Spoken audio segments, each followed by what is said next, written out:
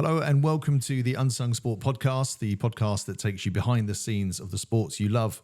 Tonight I'm joined by Lee Fowler, manager of Flint Town. Lee, thanks for coming on. Welcome, thanks for having me on. No problem, my friend, no problem. So obviously, look, we had a quick chat yesterday and you know, you've got some great insights. So I think it's good for me to kind of understand, or the listeners to really understand your kind of background. I guess let's go right back in terms of before you kind of got your first pro contract.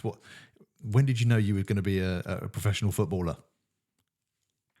I think I knew pretty early on. My brother was a professional footballer above me, 18 months older. So I was dragged around the football clubs with him. He ended up at Crystal Palace. It took me a few years to decide between playing rugby or football. My mum said to me, I've either got to do good at school or good at football and sign a football contract, because ultimately I wasn't great at school.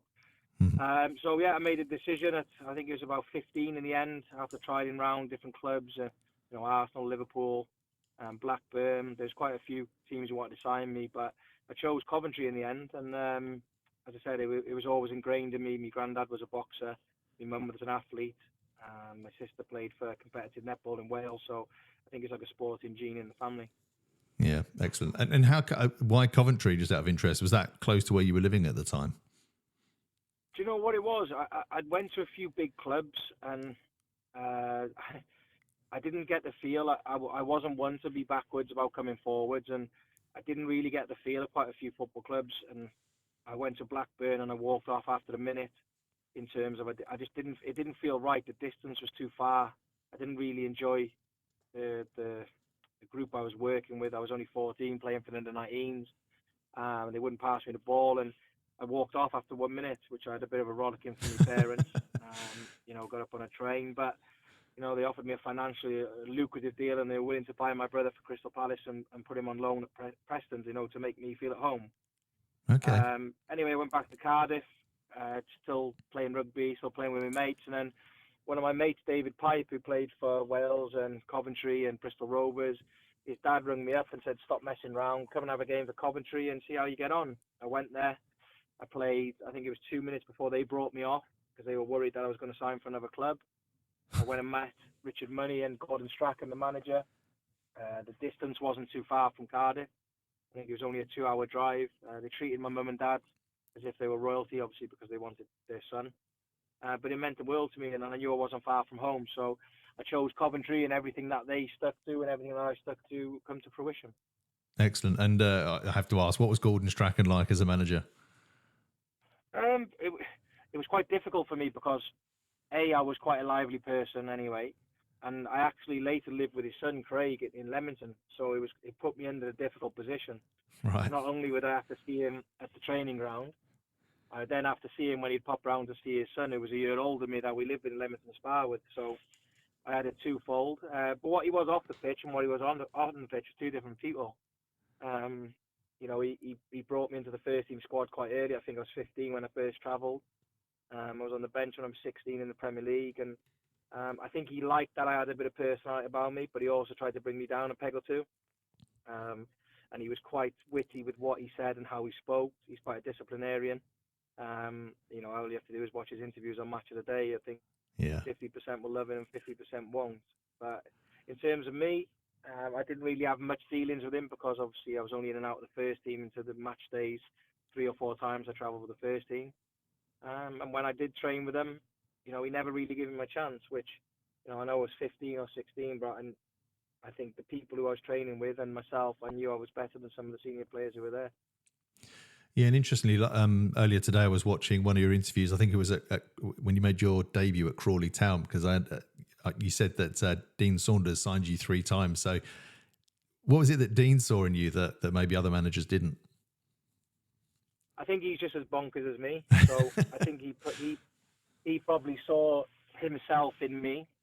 I probably saw myself in him. That enthusiasm, that personality for life, and just getting on with football is what it should be. He never treated me, like a robotic footballer. He allowed me to be myself on a football pitch.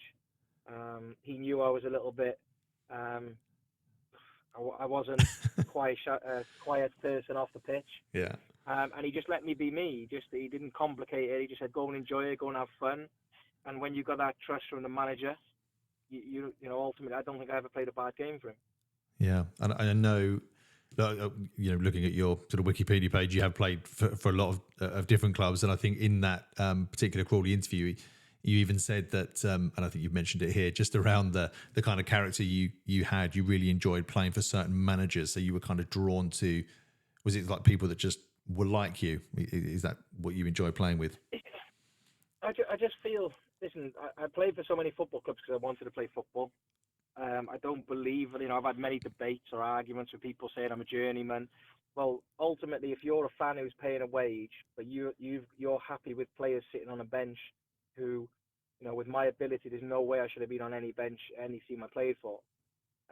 So ultimately, if I wasn't playing, I'd give it a certain while, but then I'd go and want to play games, even if I dropped down a couple of levels. I didn't care what level I played at. I wasn't a football snob. I just wanted to play on a Saturday while you work all week to do. Um, I don't understand how football managers can get it wrong in terms of, you know, how to treat people. Um, you know, if you treat people like human beings, they'll run through brick walls to you. But if you treat them like a piece of meat, you know, that's where you get a lot of problems in football clubs. And, you know, when I grew up in 1999 to 2000, and I think my last game was 2015, nothing really changed. I think managers were so fearful of the sack and so fearful of um, trying to appease the people above them, the fans. You know, you're never true to yourself. So what I took from that as a player into my management is that, yes, I have to manage up and I have to, you know, win games of football. I'm not daft, but I also want to do it my way. I want to have a smile on my face. I don't want football to consume me. I want to create an environment of honesty and respect and integrity. But then on the flip side is I want these lads who I'm working with now and who to teach them what, you know, I didn't get taught. It is not how it used to be back in the day where the manager is the, you know, although I'm the top of the tier, if you want to make that, I'm the leader they look up to, but you can still treat people with respect and you can have fun along the way. And that's what certainly I'm going to do into my management career. Yeah, great stuff. And again, I know when we spoke yesterday, you mentioned about your kind of playing style. You were kind of captain of teams at a young age, and you took that. You grabbed the game by the balls. Really, is that your kind of playing style? It's just someone that loves playing, has that passion, and just wants to lace up the boots. Yeah, just I was a technical sitting centre midfielder, so anything technical I found quite at ease. And I just wanted the ball at all times. I'd never hide. I'd never shirk a challenge. I'd never, you know, if we were playing in front, the bigger the crowd, the better I seemed to play. I just love playing football. And, you know, I try and say that we had a meeting today with the young kids about, you know, you can go over tactical and technical. And we delivered a session today about the social skills in terms of these young kids now are coming through. They've got no resilience and they've got no sort of personable skills where, you know, I grew up in an era where you have to talk, and if you didn't talk, you wouldn't be in and around the first team. So we made them stand up today for 2 minutes and talk about themselves. We had the first team players asking them questions just to bring them out with a character because, you know, them kids are just as important as the senior players in the team. So we need to rely on them. We need to give them their breathing space, and you need to allow people to be themselves. You know, there's so many different characters in football that as a manager, it's my job to make sure that they all gel together. And, you know, if one person's quiet and another person's crazy, at the end of the day, they're both footballers as well. So you've got to match them all together. Yeah, absolutely. Do you think that we're kind of guilty now of having this PlayStation, Xbox generation where, you know, those social skills are a little bit harder? Obviously, when, you know, I'm in mid-40s, so it was out playing in the street. We didn't have those kind of distractions. Well, as I said, I had every game console going when I was growing up with my parents. But the first thing I did when I was finished school was see who my mates were. Let's go and play Kirby. If you can't play Kirby, let's go and play football. If you can't play football, you go and play Rat-a-tat-ginger or knock a door and run. And I just think that the era that we grew up in, we were allowed to go out and play. But I think certain aspects of life now, you only have to look what happened in the Belgium versus Sweden the other day. Society has changed in terms of the outside, you know. Then you've got COVID as well, which has played a part in people's development and their skills. And then you've got the technology now. Everything's online. Everything, you don't have to talk to anyone anymore.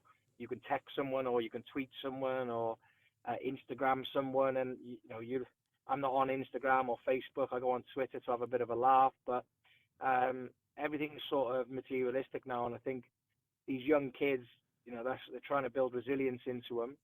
And then how can they get resilient if they haven't been sort of thrown into stuff which is going to make them resilient? So football has changed. You've got to move with the times, but you also got to keep some of the principles that we got brought up on, because I think that there's a place in football for both sides of it. Yeah, definitely. And so your sort of transition into management, how did that happen? I was always asking questions anyway as a kid to managers. I always wanted to know why. I think managers seen that as sort of like disrespectful. It wasn't. I just wanted to know the reasons behind stuff. I think if you can give reasons behind a style of play, of how they want you to play, why they want you to play, explain it to you, then you can fully get on board with it. But I started asking questions young. Then I got to a certain age where I thought, right, I'll start doing my badges. Started getting to the, overlooking, like I'd look into oppositions, I'd go to games and study games. And then from the age of 27, 28, 29, it was something that I knew I'd want to go into. My brother gave me my first opportunity at Tamworth to be a first team coach.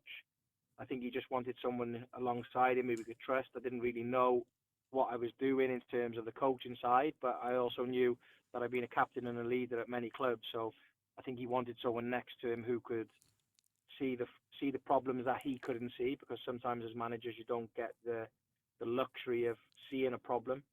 I had no affection to the football club. I had no affection to the players, because at the end of the day, he's my brother. I just want my brother to do well. Yeah.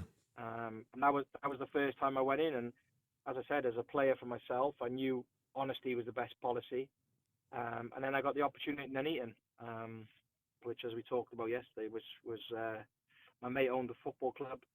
He brought myself and Nicky Eden in, and it was everything we were promised was not. We had no electricity, no gas, no training pitch, no training kit. The budget wasn't there, what we were promised. And it just become a shambles, really. And, we had Carl Baker, who played for us, Miles Addison, who played in the Premier League. And, Nicky and myself sat down and said, do we need this? So what we said is, well, let's just get our hands dirty. Let's get down. Let's make it enjoyable for them. Let's make it as professional as we possibly can in circumstances that are against us. And yes, it was difficult. But it was brilliant. I've only ever been at football clubs so far that have given me some sort of issues, but I see that as learning rather than issues. Yeah, there's always opportunities to learn. In terms of Nuneaton as well, where do they sit in the football pyramid? Well, they were, as I said, they were a good club, Nuneaton. I played for them just before I joined Crawley. Good fan base. They were sitting in the Conference North. We had some good players. We got a good network of people that we could bring in. We had to reduce the budget straight away as well, which was quite evident. So we relied heavily on loans.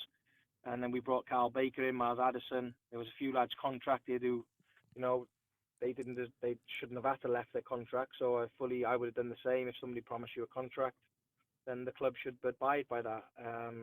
It was very difficult. As I said, I was only there for a couple of months before I moved on to Ilkeston. Yeah, and Ilkeston, that was a success story. You won the league with them. Yeah, I won the league. I went and watched them a few times. I met Alan Hardy. I did watch them twice. They were top of the league with 9 points to go, but it sounds daft. They were on the decline. They were 9 points clear. I wanted to take the job after January because it was a 2-week window before I could come in and the lads to get to know me, to trust me, and I could trust them.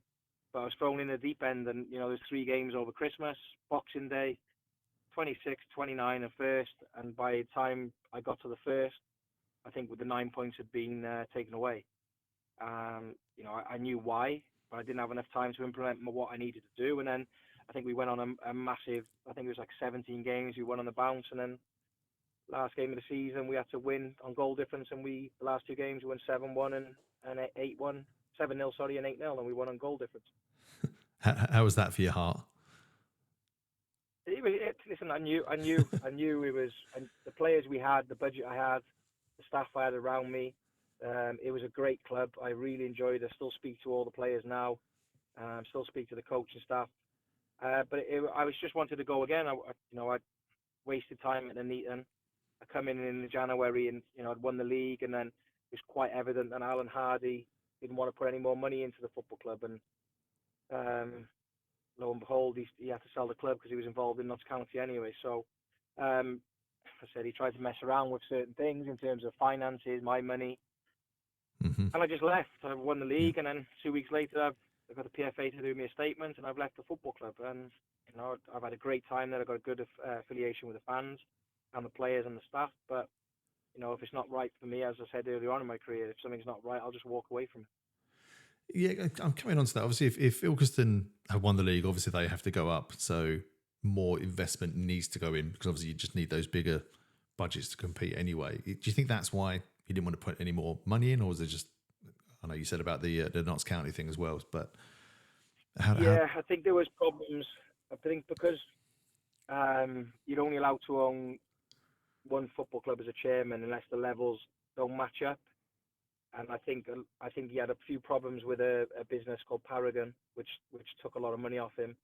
Notts County was hemorrhaging money off him as well, and I think it just imploded on him at one point. And obviously you've seen the pictures where he exposed himself in the bath, and I think there was a lot of things that went on, and I think Ilkeston were at the back end of it, and they didn't deserve it in my opinion. He tried to cut the cloth accordingly, and then obviously ended up selling the club. Yeah. And how does and again, we're kind of talking, you mentioned the kind of coaching staff there, and also from yourself, are they at that level? What does that look like in terms of your budget for playing staff and coaches?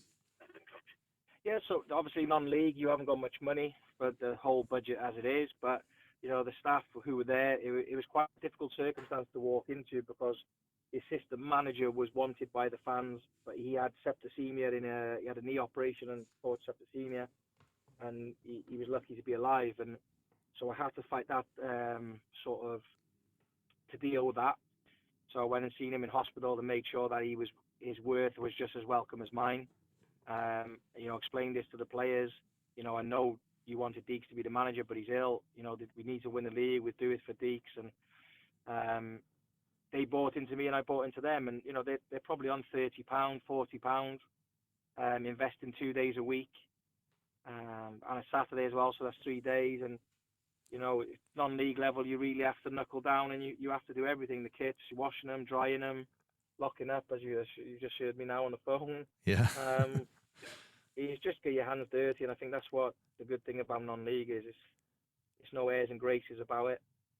You have to get dirty, and you have to do the groundwork. And obviously, as you mentioned there, like you don't have the budget, so even when you're looking to sign players, is that all about having a great network around you? I think it is. I think I always say to people it's budget. No matter if you look all the way down the world in football, if you say who's the top of the Premier League, they'll be the richest club.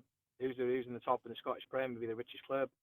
Who won the National League last year is the richest club. And I think money does dictate to where you are in football.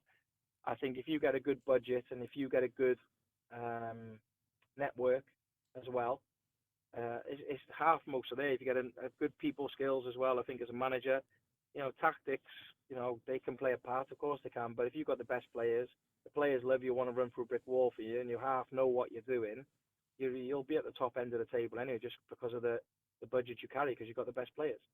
Yeah. And so I guess you as even now in your current role, so when you're looking at potential players, obviously you're not going to have data analysts and a big scouting team. So is it just built on trust? How do you get somebody like a good young talent into your team? So obviously last season we were in the Welsh Prem, so there was a network of people I brought in from the English system into the Welsh system. It was quite evident that the club couldn't sustain the budget they promised me, so there was 3 budget cuts. So last season I made sure it was my job to go and have a look at the league below, see what I could get. They've got some talented players, we've got some good young kids coming through into the academy as well. So I knew I didn't have to spend much money because I'd done the research 6 months leading into the season. I knew I had 7 or 8 young kids who could step up with energy and purpose and determination and attitude. And then you're just sort of then looking around to a few senior players just to guide these players through. Because we try and do at here with the staff is we allow the players to make the decisions on the pitch. Tuesday, Thursday, I'll deliver their tactics or, implement the session or what we want to try and do. But once they step over that line, I can't do anything for them. I wish I could. I wish I could still play. I wish I could still coach and, captain and be that sitting midfield role, but I can't. So these kids are going to make mistakes. We know that. We know there's going to be inconsistent performances at times. But I think if you can get a spine of a team behind them with experience and nurture them through, then I think then you get a good blend of experience and youth, and it gives you a different dynamic. Yeah. And do you have like football agents approaching you all the time trying to sell you players? I don't know if sell is the right word, but yeah, as I said, listen, football man. When I was at Ratcliffe or when I was at Nuneaton, obviously your phone don't stop because they're offering you players, and in the Welsh Premier League they don't really bother you as much. You get LinkedIn loads of people. I've been offered, I think about 100 African players or Nigeria or like these sort of places, opportunist people who want to come in. I'll always watch them because you never know. You might get a brilliant player who can fit into the club or has got a passport, a visa that can come over and is an unknown, and then you get him to go and work and you sell him on. That's brilliant. But ultimately, normally is closer to home and do your homework yourself and go and see him, go and meet him, see how they are as people, and then bring them into your football club. Well, yeah, it's interesting actually. And how does it work? Again, I know the Welsh FA does have slightly different rules, so interesting to kind of find out. But if you're signing a player from abroad with the English FA, I think if they're non-EEA or EU, it's all changed now. They have to play like 70% of international games, or depending on the level. How does that work with Wales? Is that the same? Yeah, I think obviously Brexit has changed quite a lot for the football in any way. I think even in the English system. Realistically, are we going to get anyone who's an international who's played 70% of the international games? We had one international last season, Alex Madubu, but he'd already played in the Welsh system, so he was cleared. It is difficult because obviously, that, as I said, Brexit has changed demographic for managers to bring these boys in. I had a couple of French boys over from at Ratcliffe, and you just can't bring them over now. But the one thing you want as well as a football club, which you try and create, is an atmosphere. So we say now we're trying to recruit within a 40-minute window. So, the lads can stay and have a drink after or have a bite to eat. They're not rushing back because they've got a 3-4 hour train journey or whatever it may be. And I think it builds that camaraderie between the fans and the group, that if you've got hungry players who are local, chuck a few Scousers in there as well, because they always got something to say, which is good. Too many is too much, and too little is not enough. So you get the right group of Scousers in, then you're going to have a good team spirit anyway. Good for banter. That's fair enough. And then so after Ilkeston, where did you move on after there? So yeah, I went to I left Ilkeston. I was going to take a time out of it. I had an interview in the Football League. I got down to the last two in Macclesfield. I made sure that the CEO was aware that I knew the problems without arising. They seen me as a bit of a gamble, but I quickly fired back with, this is a big gamble for me as well, which he liked, because obviously what happened after was there all to see. So I dodged a bullet with Macclesfield. Mm-hmm. And then going to Ratcliffe, I have an opportunity to go in. I got brought into the chairman and the owner by Frank Sinclair, who I played with. I'd watched them for 8-9 games through Warrington, and they always seemed to be the team that were at the game I was watching. Unbeknownst to me, I got offered the job. It was brilliant. I had a great relationship with the chairman there. Really seen what I was doing. I was part of the education program that was set up. We created a link with the Bermudan FA to bring the Bermudans over for the education program of football. We're part of the process of the new training ground. Then we have COVID in my first season. The season gets curtailed. Then again, we have the COVID in the second season again. And then I brought in an assistant manager called Bobby Grant, and I said to one of my mates who was the coach, Rhys Day, who was played with me at Wales, he was at Mansfield and Man City, and I said, I feel I'm getting tucked up here some way. And he's like, don't be daft, it's not even kicked off. And I knew it, I could feel it around me. I knew that the dynamics were changing from the owner, not from the chairman. The chairman seeing how hard I work. And then 5 games in, I think it was, or 6 games in, I have pre-season. I play 5 at the back. I have 6 defenders injured. I lose the first 3. I win the next 3. I draw the next one, and then lose the next one, and then I lose my job. But I made the chairman aware that I knew in pre-season that something had changed. He said I was daft, and I had the phone call where the chairman was crying, which was very rare from a chairman. He was gutted.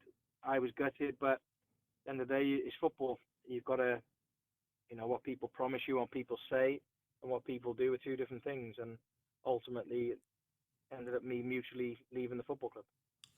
It's a shame. And when you sort of took over at Radcliffe from obviously where you started and where you finished, what kind of impact, what sort of things had you done there? Well, that's the thing is, on the pitch, we're probably the same position as we were last time. I made the owner aware that the budget we had was not viable for what his ambition was to win the league. Our budget all in was £4,000. You had South Shields, who had a playing budget of £12,000, Buxton at £10,000, and another team at 10 grand a week. And my owner wanted me to win the league, and I said it's impossible. And we give him a spreadsheet. We done all the work. We told him that the teams below us had a bigger budget. He wouldn't believe it.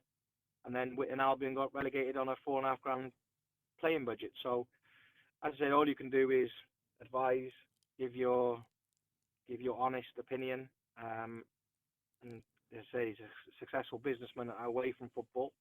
And sometimes you just like to, as a manager, you'd like to be able to do your job, which you've been playing or doing or learning and coaching since you were 5 till 40 years of age. But ultimately, it's their money.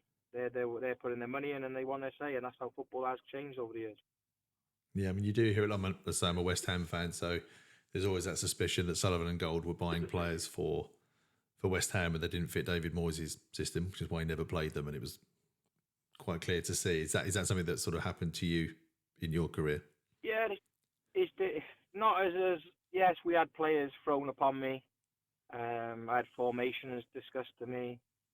I think we should get him in, and if I did bring a player in that I liked, I would never make a decision other than myself, because you've got to live and die by your own sword. And ultimately, there was players that I brought in that we both knew. When they were doing well, it was his signing, and if they didn't do too well, it was my signing. So, of course. that is football. Listen, as I said, it was a massive learning curve for me. I've left them in a position where they're now top of the league. They're top of the league not because of me in terms of on the pitch, but in terms of my discussions with the chairman, the owner. And when we played South Shields, and we beat them 3-1 away, and then we lost 4-0 at home, and their chairman said they're told in the budget. And he was like, okay, so you were telling the truth. But that made him feel inadequate, so he upped the budget, and he's upped the budget again, and now they're top of the league. So, as I alluded to before, if you've got the most money and a decent manager and good people skills, your football team will be at the top end of the table. And if you don't, there is something wrong with the management team. Yeah, no, that's fair enough. And obviously, from Radcliffe, you went to Flint Town in the Prem. How was that? Yeah, it was good. As I said, I took a break away. I went and worked for a mate who owns an engineer company. I wasn't actively looking. I had a few offers in Birmingham. I went and met him. I walked out to the board meeting because it didn't feel right. I knew what was being told to me was wrong in terms of money in and money out. So I walked away. And then Flint rang me. Their manager had walked out. It was the end of June. I went and met him. I discussed about how they see the football club, and we said, let's have a go. I think the first pre-season game was in 6 days. I had one player signed on. I had no staff. Again, it's never a hard story, but I just thought, right, I'm going to have to swallow my principles. It's a tough league. We've got the lowest budget in the league. I've got no players. I've got no staff. How can I get the people around me, and how can I get a team on a pitch which can be competitive? They give me the budget. I said I'd keep them up on that budget. Within 2 months, the budget was cut. Then within another month, the budget was cut again. And I said to them, you tie my hands behind my back, but what we will do is any team that plays under me will give everything they possibly can to get the points. Um, 2 games to go, we're 2-0 up, and our fans and the team who stayed up, they have a altercation in the ground, and the game gets abandoned. Um, they have 5 suspensions. The game gets replayed 2 weeks later. We lose 3-2. We go into the last game of the season, needed to win, 2-0 up, or 1-0 up. It was 12 minutes to go. Then they score. We score 2-1. 7 minutes to go. They score 2 goals, and we get relegated in the last game of the season. Oh, Jesus. But what that does do is give you time to reflect. It gives you time to analyse. Gives you time to, I said to the board I was proud of what I've been able to achieve. Yes, I got relegated, but under the circumstances, from the start to the beginning to the middle to the end, was always difficult. But I always done it with a smile on my face. I never once blamed anything else. Although I do believe that the budget cuts and the abandoned game was the reason we got sent down or gone down. And then we look at myself, and then lastly I look at the players, because it's not their fault that I have to keep cutting the budget and swapping and changing players to suit a budget. But what that gives you is a learning. We learned that we can't compete at the Welsh Premier League. We got TNS who are probably £800,000 to £1 million. That's the reason they win it every year. And we're not shopping in Harrods. We're shopping in Aldi or Lidl. So we've dropped down a league. I think we're very competitive. We haven't lost a game. Our budget is up there in the top 1 or 2 or 3. And, we've been able to create this environment now where we know where we are, know what we're doing. We're happy we're shopping at Lidl's. And we're comfortable. We haven't lost a game. So long may it continue. Yeah, excellent. And for people listening there, we don't know too much. Well, I don't know too much, to be honest, about the Prem and how that would compare to an English league. Where would that rank? So there's been debates before. So the Welsh system will say TNS are equivalent to League One. The English system will say the Welsh Premier League is probably equivalent to Tier 3, which is just below the Conference North or South. I've played in both. I've managed in both. TNS would do well in the conference because of their budget, but I think because they're full time, because they got the biggest budget, they win every game, they get qualified for European football. But the debate, so that is what I say to them is, well, you've signed players who got released from the Conference North. So if you got lads who can't be good enough to stay at the Conference North, but then they're winning the Welsh Prem, then you're telling me you can go and play well in League One. Well, why didn't them Conference North players go to the Conference or League Two or League One? Yeah. So it's a bit of a. There's no purpose to the league. Noel Mooney, who's the CEO, asked me what the purpose of the league was. I didn't quite know, so I didn't respond. I'd been thinking time. I then seen him again at January, and I said there is no purpose in the league. There's only a purpose in the league for the people who can get into Europe, and that's only 3 or 4 teams because they've got the budget to do so. The other 8 teams in the league who can't get into Europe, what do? Our budget say £60,000. Where do we find £240,000 from to try and get into Europe? Because if you fail, the club will go bankrupt. Yeah. So is success staying up in the league? Well, I don't believe that should be a success because there's only a 12-team league, only 4 can get into the top in Europe. That means 8 teams are just hoping and praying they don't go down. Yeah, if there was a bigger league, yeah. Yeah. So I was going to say, obviously you went down, but you're second now. Is that right? So you're undefeated second. Is it the top 1 that goes up? Top 2? Yeah, but it's top one will go up from the north and one will go up from the south. They're trying to change. The FA are trying to change that. They want a 16-man league. They're a 20-man league. Then the top teams are saying, well, that's diluting the money from the top teams, and they don't want bigger leagues because they know they're going to win it. They're going to get Europe. But, if you don't make it competitive, because if you make it to a 16, 20-man league, and you do get these teams with the same budget who are in Tier 2 now, at least there's something that you're not going to get relegated. There's a purpose.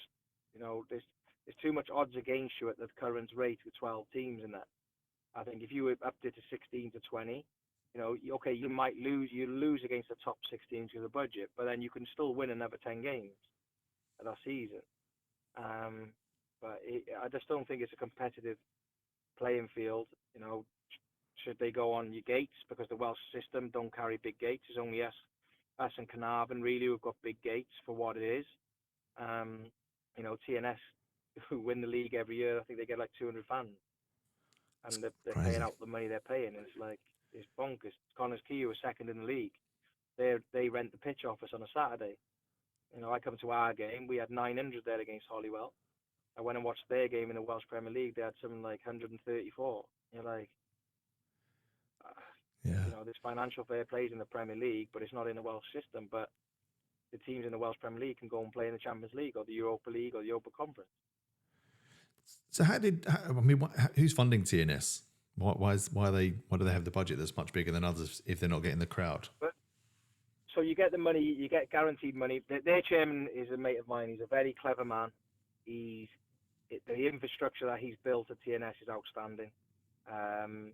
They were in the English system. He used the funding from the English system to create the Welsh team. Their stadium is in England, but they play in Wales.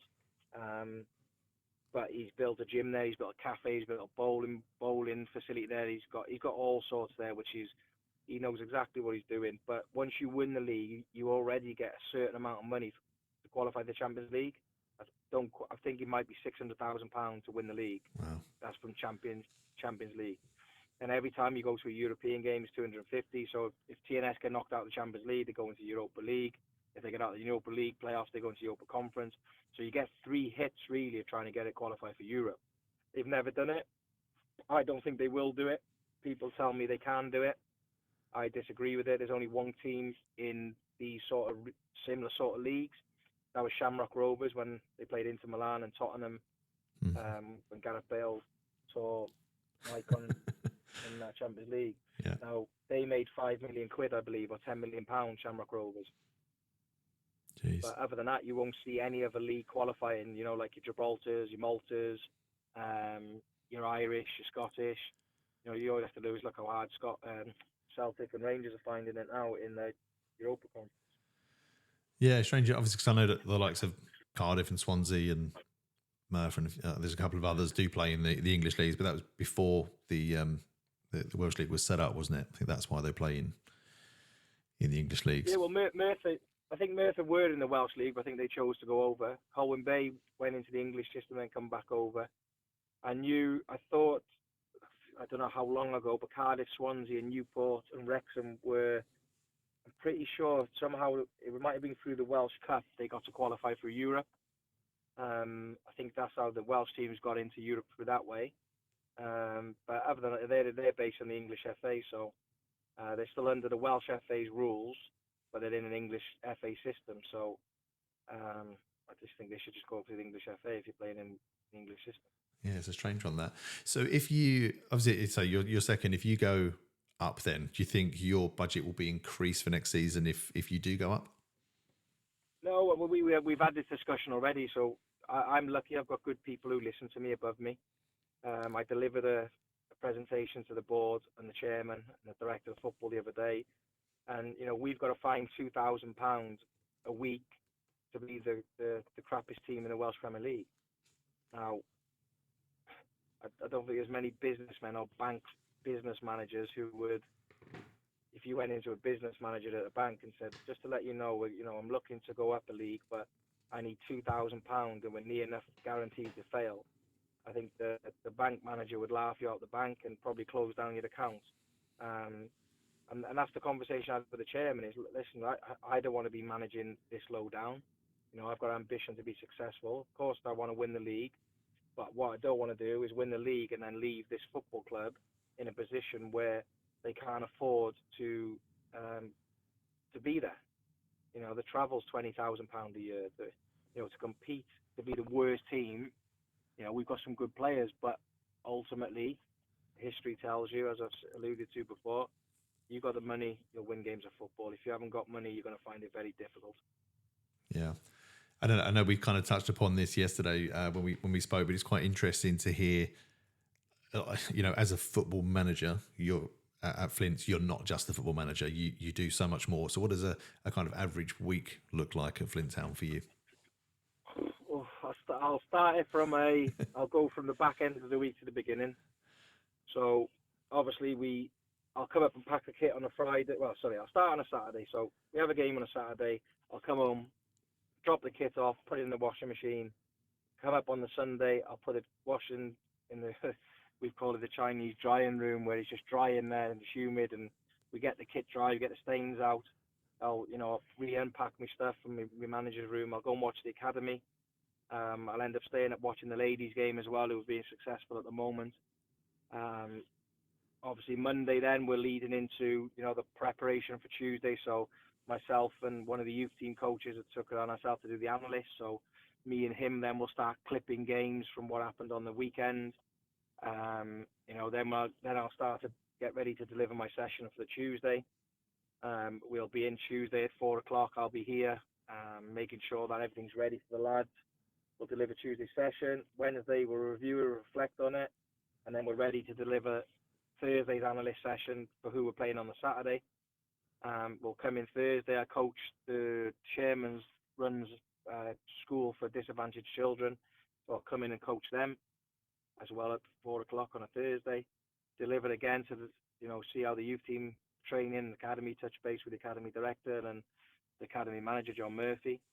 Then I'll deliver a short chat session on Thursday, set pieces, and then Friday is probably the only day really where I'll probably come back up quickly just to pack the kit ready for Saturday.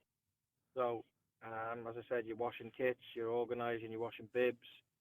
With the volunteers we've got at this football club are brilliant. And without the volunteers at lower club level, I don't know how football clubs exist. Mm-hmm. Yeah, I say when I used to run I helped run a non-league club and a kind of YouTube team. The volunteers are just, which is part of the reason why I wanted to start this podcast. There's so many unsung heroes within sport that just don't get the recognition they deserve. So, what would you say to anybody, I guess, that stepping into management? If you could give somebody one piece of advice for a new manager, what would that be? But it's funny because I had a player just took over a team in my league. I don't know him. He asked me for some advice, and I just said, don't let football consume you. It was something that I was guilty of as a player. I was guilty slightly of it as a manager.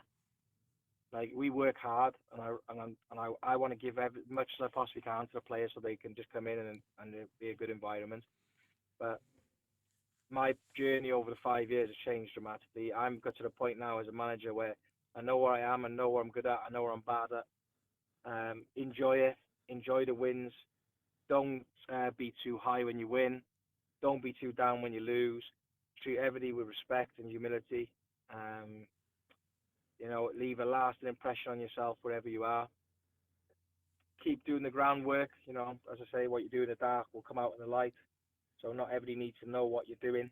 I'm on LinkedIn. I post once a month just to keep people that, to know what I'm doing. Just, because LinkedIn's sort of a business, isn't it? Yeah. I'm on social media, Twitter, but, I'll have a little bit of fun and a joke. I don't take myself too seriously in terms of having a bit of a laugh and a joke.